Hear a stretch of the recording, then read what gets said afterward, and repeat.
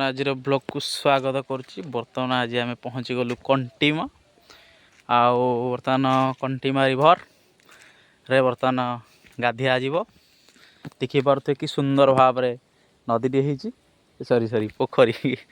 नदी है सॉरी पोखरी ये बर्तमान आम स्नान करूँ आ देखी पारे बढ़िया सुंदर देखा भ्यूजटा आमर पाहाच भी अच्छी गाधे सुविधा आ मुझे गाधेबी आउ समस्ते निश्चित भाव में मत फॉलो करंतु सब्सक्राइब करंतु आ मते आगु जावाई साहस दिंतु आ निश्चित भाव में देखिपे प्रकृतिर सौंदर्य प्रकृति देखा बहुत सुंदर लगुच देखिपे चारिपटे पोखरटा को मस्त